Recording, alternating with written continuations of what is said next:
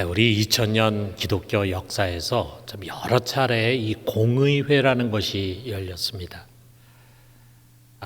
교회 지도자들이 한 자리에 모여서 교회 교리라든지 또는 전통 또는 이단 정죄 그런 중요한 문제들을 같이 의논하고 결정을 했습니다. 많이 있지만 그 중에 대표적으로 잘 알려져 있는 것이 삼위일체를 결정했던 325년에 니케아 공의회가 있고요. 또 예수님은 인성과 신성, 양성을 갖고 계신 분이다 라는 예수님의 양성론을 결정한 우리 칼케돈 공의회, 451년 칼케돈 공의회가 있습니다. 자, 이런 공의회를 통해서 우리 기독교는요, 우리가 매번 예배 시간에 고백하는 그런 사도신경, 이것을 만들고 그 외에 여러 가지 다양한 교리의 뼈대들을 만들어 갔습니다. 자, 그렇다면은 우리 기독교 역사에서 가장 첫 번째 공의회는 언제 어디서 열렸는가? 자, 거기에 대한 설명이 오늘 우리가 읽은 성경에서 주어지고 있습니다. 6절에 보니까 사도와 장로들이 이 일을 의논하러 모여, 이렇게 얘기하고 있어요. 여기 사도들과 장로들은 예루살렘 교회 지도자들인데, 자, 이들이 무엇인가 의논하기 위해서 한 자리에 모여서 회의를 합니다. 그리고 이것이 우리 교회사에 기록되는 제1차 예루살렘 공의회입니다. 여기에 이 일을 의논하러 모였다라고 했을 때 무슨 일인가, 무엇을 의논하러 모였는가 라고 하는 것에 대한 또 암시를 주는 것이 1절의 말씀입니다. 1절에 보니까 어떤 사람들이 유대로부터 내려와서 형제들을 가르치되 너희가 모세의 법대로 할례를 받지 아니하면 능히 구원을 받지 못하리라 하니 그랬어요. 자, 어떤 사람들이 유대로부터 내려와서 형제들을 가르쳤다는데 어디로 내려온 거냐 하면 안디옥으로 내려왔습니다. 그래서 안디옥 교회의 성도들에게 이제 무엇인가를 가르쳤어요. 자, 우리가 아는 것처럼 안디옥 교회는 최초의 이방인 교회라 할 수 있고 아주 성령 충만하고 그리고 잘 성장하는 교회였어요. 무엇보다도 그 교회는 아주 믿음이 좋고 성령 충만한 교사들이 여럿이 있었습니다. 그래서 이들이 부지런히 성도들을 가르치고 양육해서 아주 그리스도의 좋은 제자들로 세웠어요. 그래서 사도행전 11장 26절에 보니까 제자들이 안디옥에서 비로소 그리스도인이라 일컬음 받게 되었더라. 이 그리스도인이라고 하는 명칭은 예루살렘 교회 성도들이 받은 게 아니고 안디옥 교회 성도들이 받았어요.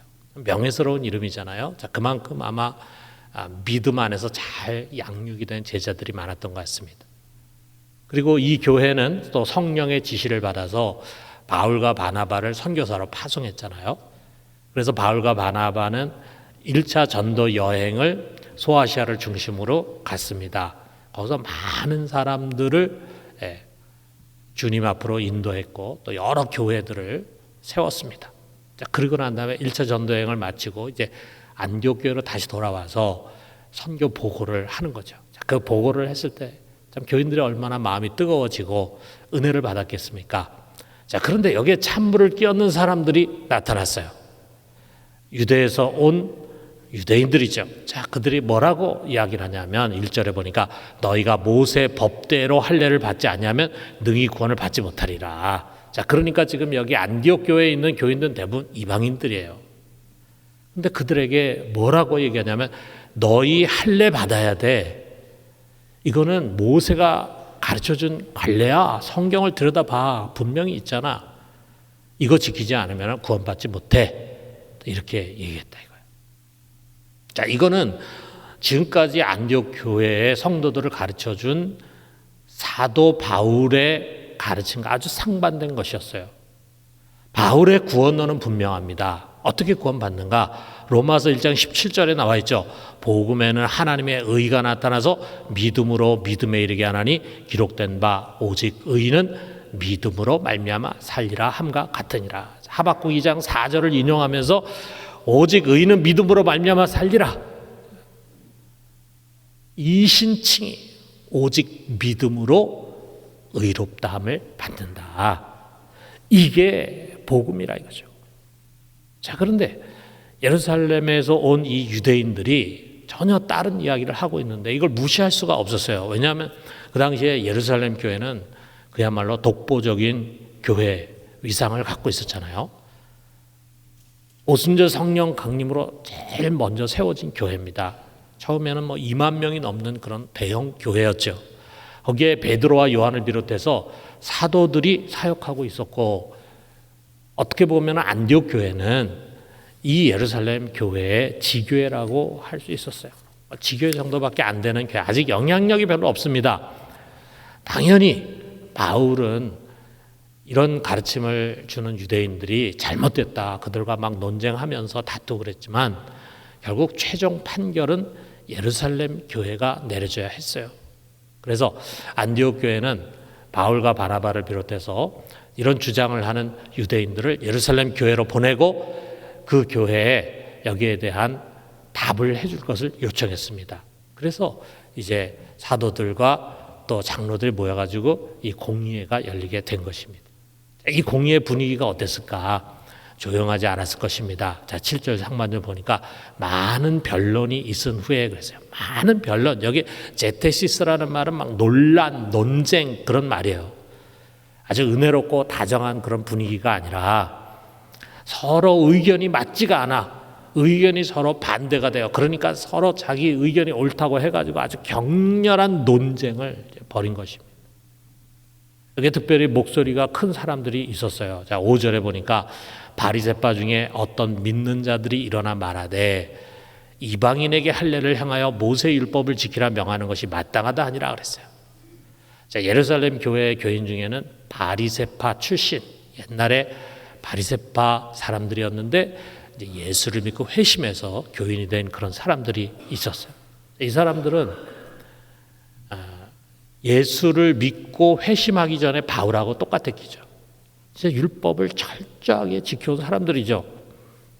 그렇기 때문에 예수를 믿는 것만으로는 부족하고 구원받기 위해서는 율법을 지켜야 된다. 그리고 그 율법을 지키겠다는 서약의 의식인 할례를 받아야 된다. 이렇게 주장해요.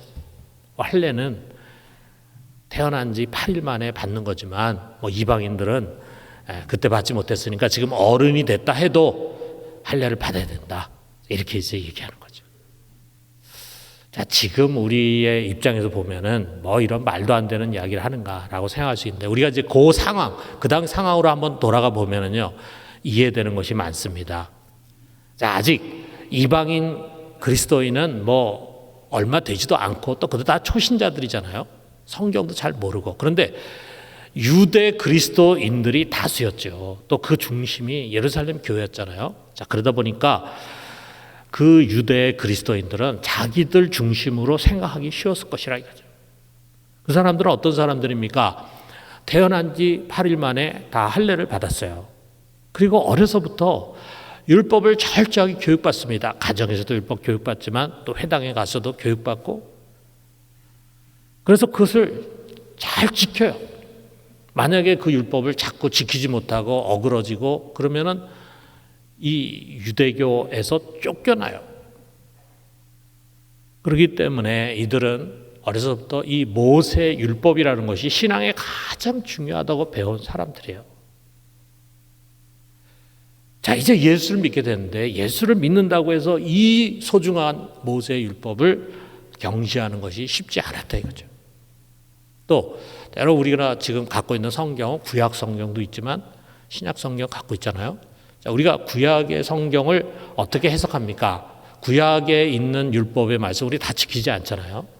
그 구약의 의미를 우리는 신약을 가지고 이해하는데 그 신약은 사도들과 선지자들에 의해서 기록이 됐어요.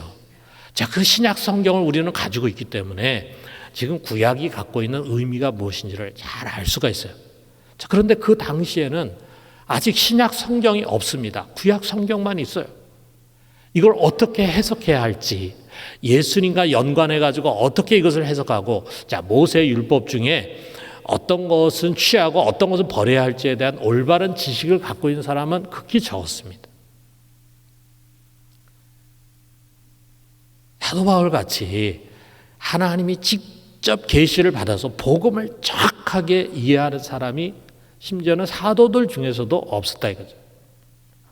그래서 바울은 회심한 다음에 예루살렘에 가서 사도들에게 배운 것이 아니라 깊은 광야 또는 홀로 골방 속에서 하나님으로부터 계시를 받아가지고 이 말씀을 깨달은 거예요.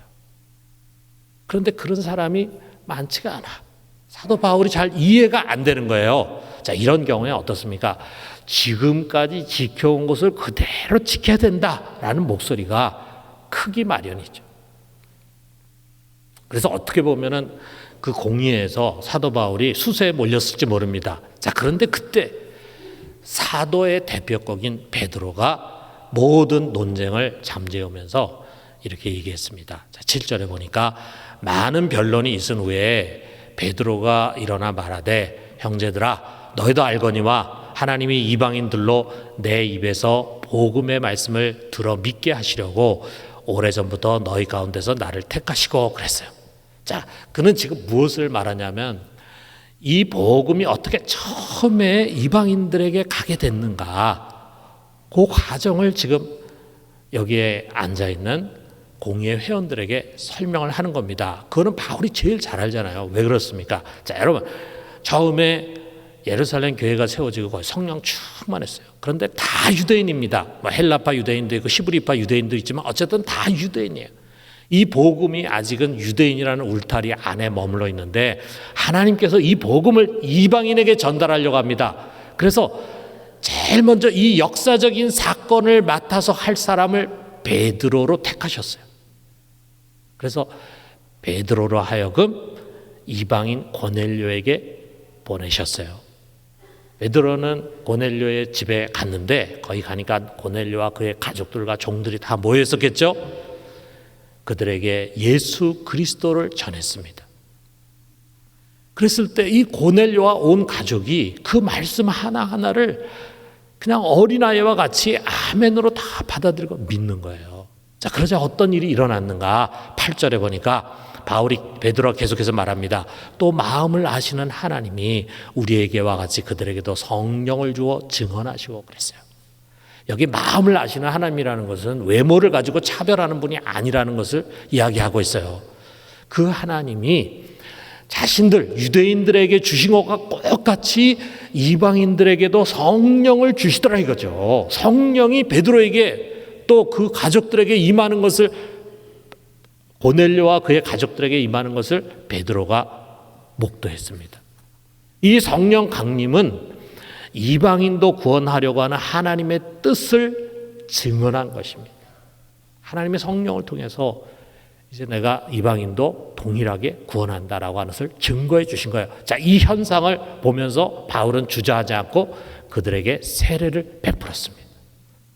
저는 우리가 생각해 보면, 그 순간을 우리가 생각해 보면은 고넬료와 그의 가족들은요, 할례 받은 사람들이 아니에요. 또 그들은 율법을 배운 사람들이 아니에요. 그런데 구원을 받았어요. 그것을 어떻게 아느냐? 성령이 그들에게 임해서 그들이 구원받은 자들임을 증명하더라 이거죠. 자, 그렇다면은 그 구원은 어떻게 받은 것인가? 그것을 베드로가 계속 9절에서 설명합니다. 믿음으로 그들의 마음을 깨끗이 하사 그들이나 우리나 차별하지 아니하셨느니라. 오직 믿음. 베드로가 전하는 예수를 고넬료와 그의 가족들이 믿었다 이거죠. 그 믿음으로 인해서 하나님은 그들의 죄를 정결하게 씻어주고 그들의 심령을 깨끗하게 하여 주셔서 거기에 성령을 부어주신 것입니다. 자, 여기에 율법은요, 아무런 역할도 하지 못했어요. 그들은 율법 알지도 못합니다. 또 율법의 행위는 어떤 조건도 되지 못한 거예요. 베드로는 이것을 경험했어요. 그렇기 때문에 베드로의 결론은 이것입니다. 11절 보니까 우리는 그들이 우리와 동일하게 주 예수의 은혜로 구원받는 줄을 믿노라. 이게 합니다. 오직 은혜로 구원받는다. 은혜, 하나님의 은혜로 우리가 구원받는 것이다. 자, 이 말은요, 구원이라는 것은 전적으로 하나님의 은혜로운 행위라는 것을 말하는 거예요. 거기에 우리의 어떤 수고나 노력이나 선한 행실 이런 것이 끼어들 자리가 없어요. 구원의 주권자는 오직 하나님이시다라고 하는 것입니다. 하나님께서 우리를 죄 용서해 주시고 구원해 주시기 위해서 그의 아들 예수 그리스도를 세상에 보내서 그 아들의 몸으로 대속의 제사를 드려가지고 그것을 통해서 우리의 노력이나 수고 없이 우리의 죄를 다 없애주시고 속량해 주셨어요. 이것은 하나님이 일방적으로 부어주시는 은혜입니다. 그리고 그 은혜를 각 사람이 받아들이는 통로가 바로 믿음이라고 하는 것입니다. 은혜를 부어주셔도 믿음으로 열지 않으면은 은혜는 그냥 흘러 떠내려가 버리고 마는 거예요. 그런데 그것을 내 것으로 받아들이는 것이 믿음이라 이거죠. 자, 이것을 일목요연하게 바울이 이렇게 설명했습니다. 에베소서 2장 8절에서 9절 보니까, 자, 우리 같이 한번 읽어봅시다. 너희는 그 은혜에 의하여 믿음으로 말미암아 구원을 받았으니 이것은 너희에게서 난 것이 아니요 하나님의 선물이라. 행위에서 난 것이 아니니 이는 누구든지 자랑하지 못하게 함이니라. 너희가 하나님의 은혜에 의해서 구원받았다. 하나님께서 그의 아들을 통해서 일방적으로 우리에게 은혜를 부어주셨는데 그 은혜를 받아들이는 것은 믿음이다. 믿음으로 말미암아 구원을 받았다 이거죠. 그래서 하나님의 선물, 하나님의 은혜다라는 거예요. 자, 이렇게 베드로가 말한 다음에 그의 뒤를 이어서 그 공예의 좌장격인 사도 야고보가 있었어요. 그 당시에 이 사도 야고보, 예수님의 동생인 사도 야고보가 예루살렘에서 베드로 못지않게 존경을 받는 사도였습니다. 그 사도 야고보가 일어서 가지고 그 뒤에 보면은 아모스서를 인용을 하면서 베드로가 지금 한 이 말이 성경의 말씀과 일치하는 것이다 라고 하는 것을 확증해 주고 결론을 지었습니다. 그렇게 해서 우리 기독교 역사상 첫 번째 공의회는요, 우리가 어떻게 하면 구원을 받는가 라고 하는 질문에 아주 분명한 답을 주었습니다. 오직 주 예수의 은혜로 구원을 받는다 이것입니다. 여러분, 이거 동의하십니까? 그렇게 믿으십니까? 아멘.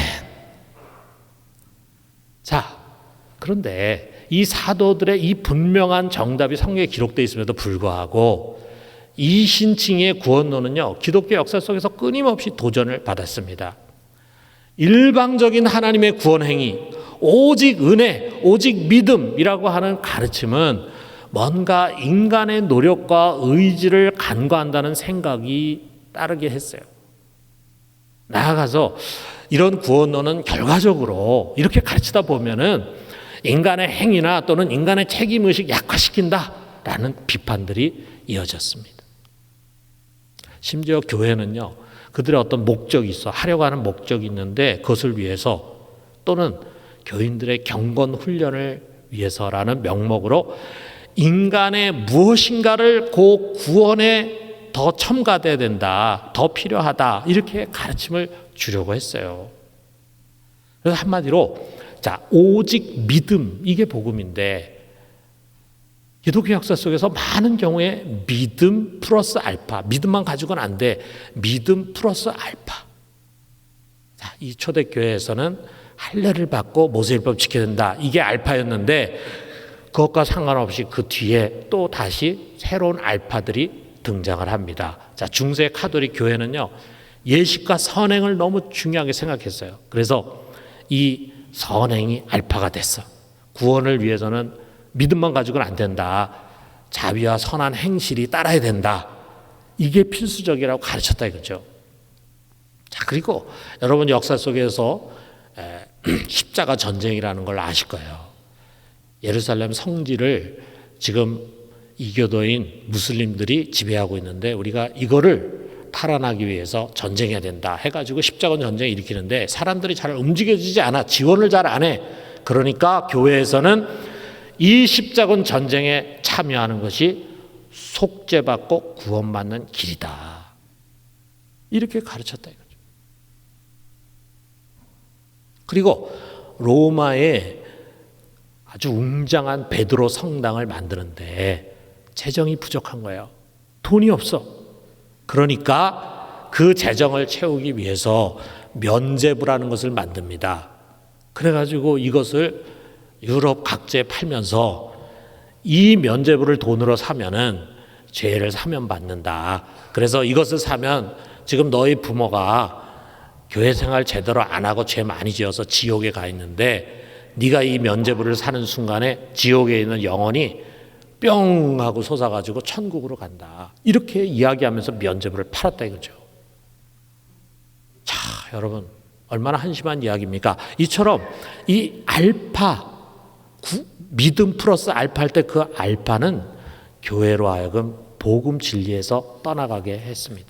자, 그런 가운데 1517년에 마틴 루터가 이 면제부에 반박하는 95개 저문을 교회의 정문에 박으면서 종교 개혁이 시작이 됐어요. 자, 그런데 이 루터의 주장은 분명합니다. 다시 우리가 사도들의 가르침으로 돌아가야 한다.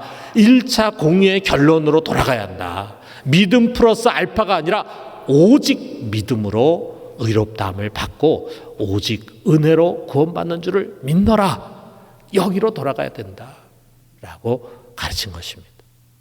그래서 우리 개신교가 시작이 됐잖아요. 자, 그런데 개신교회도 500년의 역사를 갖는 가운데서 여전히 이 구원론에 어려움을 겪습니다. 이 구원론이 도전을 받아요.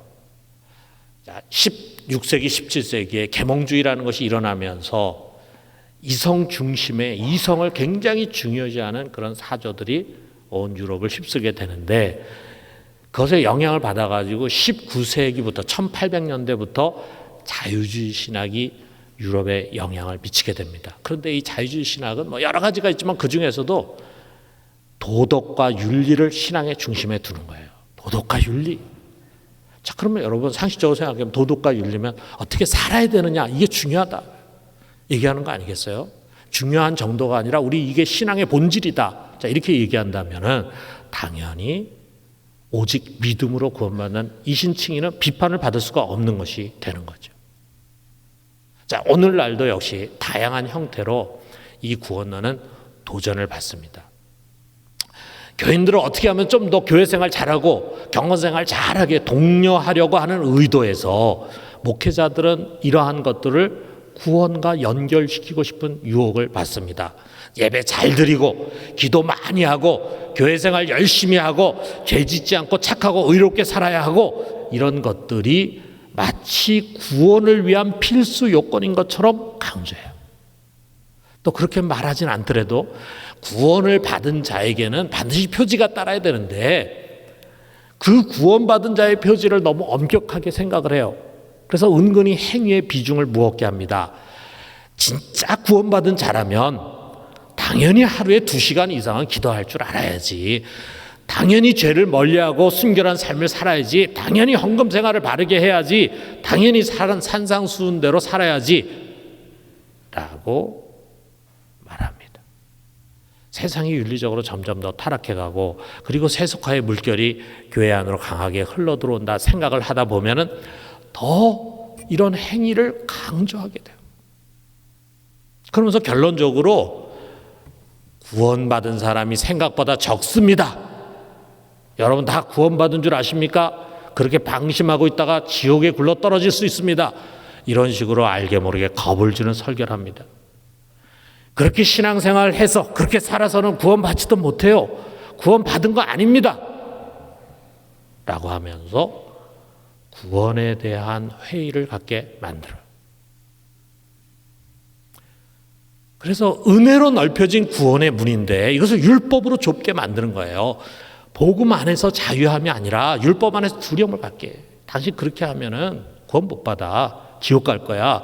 그러면 두려움이 생기잖아요. 그것도 영적인 지도자가 강단에서 계속 그렇게 설교하면은 교인들의 마음에 두려움이 생기잖아요. 두려움 생기면은 더 열심히 신앙생활 하려고 노력하지 않겠습니까? 여러분 우리가 자녀들을 공부시키는 방법이 여러 가지가 있지만 제일 효과가 빠르게 나는 방법이 뭔지 아시죠? 우리 학부모님들 겁 주는 거야. 겁 주는 거. 너 공부 안 하면은 용돈 안 줘. 너 공부 안 하면 벌 받을 거야. 더 나아가서는 너 용돈 공부 안 하면은 나중에 커가지고 거렁벙이가 돼. 이렇게 아이들 속에 알게 모르게 두려움을 심어주면은 그것이 동기가 돼가지고 아이들 공부한다 이거죠.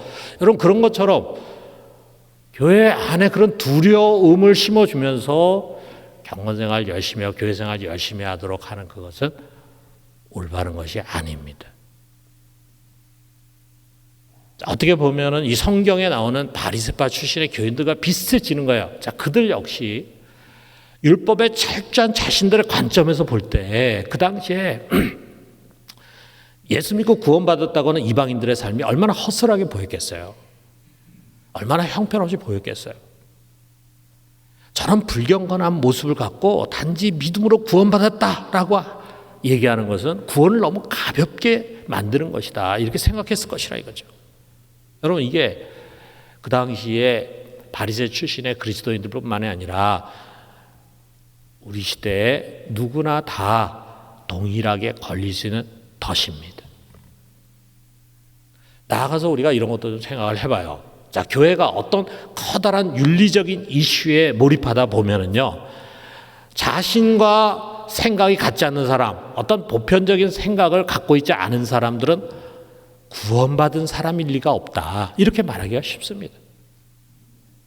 또 정치에 너무 함몰되다 보면은요, 자신과 정치적인 견해가 달라도 그렇게 생각합니다. 구원을 진짜 받은 성도라면, 거듭난 성도라면은 그런 정당을 지지할 수가 없지. 이렇게 말하기 쉽다 이거예요. 여러분 우리는 조심해야 합니다. 중세 카톨릭이 자신들이 목표하고 옳다고 하는 바를 정당하게 하기 위해서 구원을 들먹이고 사람들을 현혹한 것처럼 오늘날 일부 교회 역시 자신들이 옳다는 바에 절대적인 가치를 부여하기 위해서 구원론을 훼손하고 있습니다. 이것은 잘못입니다. 여러분 우리는 이런 그릇된 가르침에 흔들려서는 안 됩니다. 당연히 교회는 성도들로 하여금 죄를 멀리하고 그리고 선행에 열심을 내도록 교육하고 훈련을 해야죠. 올바른 헌금생활, 올바른 예배생활, 말씀과 기도생활 등 경건 훈련을 게을리하지 않도록 가르치고 훈련시켜야죠. 나아가서는 성경적인 윤리가 어떤 것인지 교회와 세상에 말하고 가르쳐야 되겠죠. 또 우리 그리스도인들의 올바른 정치적인 책임이 어떤 것인지도 가르쳐야 되겠죠. 중요하죠. 그러나 이것들이 구원의 조건이 되어서는 안 됩니다. 우리의 구원은 오직 은혜입니다. 거기에 인간의 무엇이 낄 자리가 없어요. 어느 누구든지 차별 없이 오직 주 예수 안에 있는 하나님의 은혜로운 행위를 통해 그것을 받아들이는 믿음을 통해 값없이 구원을 받는 것입니다. 사랑하는 성도 여러분, 하나님은요 누구든지 구원받기를 원하십니다. 여러분 구원은 좁은 길이 아닙니다. 구원의 문은요 활짝 열려 있어요. 구원은 넓은 길입니다. 누구나 갈 수 있는 길입니다. 그러므로 여러분 예수 그리스도를 믿고 그 은혜를 의지해서 꼭 구원을 받으시기를 바랍니다. 구원을 어렵게 생각하지 말고 구원의 문턱을 높게 생각하지 말고 우리가 쉽게 구원받을 수 있도록 우리 주 예수 그리스도께서 고난의 길을 걸어가셨잖아요. 우리가 쉽게 구원받을 수 있도록 하기 위해서. 그리고 이 자리에 구원을 받았다고 생각하는 분들은요 1차 예루살렘 공의에서 결의한 바 이 복음 진리 위에 서서 내가 구원받았다는 확신을 가져야 합니다. 여러분 그런 확신을 가지고 있어야 어디 가서 이상한 설교 듣고 마음이 흔들림이 없지. 우리가 이상한 설교를 듣게 되면은 과연 내가 구원받은 것인가 하는 회의에 사로잡히기가 쉽습니다. 여러분 우리가 구원의 확신을 갖는다는 게 우리 신앙이 얼마나 중요한지 몰라요. 내가 비록 하나님의 가르침대로 다 살지 못할 수 있어요. 신앙생활 열심히 하지 못할 수 있어요. 죄도 짓고 잘못도 하고 실수도 하고 이런 연약한 그리스도인일 수 있어요. 그러나 그것으로 내가 구원받는 것이 아니라 오직 하나님의 은혜로 구원받았기 때문에 나의 구원은 변함이 없다라고 하는 그런 확신을 갖고 있다 보면은 우리는 다시 진리 가운데로 거룩한 생활 가운데로 돌아오게 됩니다. 자, 이렇게 우리가 구원을 받은 다음에 그 다음이 중요해요. 구원 이후 우리 구원받은 자로서 이제부터 우리는 모두가 예수 그리스도의 뒤를 쫓아 제자의 길을 가야 합니다. 그것은 아주 좁은 길입니다. 구원받는 길은 넓은 길이지만 그러나 구원받은 이후에 예수 그리스도의 뒤를 쫓아가는 제자의 길은 아주 좁고 협착한 길입니다. 우리가 쉽게 갈 수 있는 길이 아닙니다. 그러나 우리는 거기 꼭 가야 합니다. 자, 우리가 거룩하다는 의미의 성도라는 이름을 우리가 받았다면은 거기에 합당하게 우리는 죄를 멀리하고 거룩한 삶을 살아야 합니다. 자, 우리가 죄가 하나도 없는 의인이라고 하는 칭호를 받았다고 한다면은 우리는 그 이름에 합당하게 불의를 미워하는 의로운 삶을 살아야 합니다. 너희는 빛이라 빛의 자녀다라는 그러한 신분을 우리가 얻었다고 한다면 우리는 거기에 합당하게 어둠을 멀리하는 착한 삶을 살아야 합니다. 우리가 이 은혜의 빛을 진 자라고 한다면 우리는 평생 복음을 위해서 헌신하는 삶을 살아야 합니다. 사랑하는 성도 여러분, 우리는 오직 주 예수의 은혜로 구원받은 줄을 믿습니다. 이 믿음에서 구원에 대한 분명한 확신과 아울러 거룩한 성화의 길을 걸어가는 우리 모두가 되기를 주님의 이름으로 축원합니다.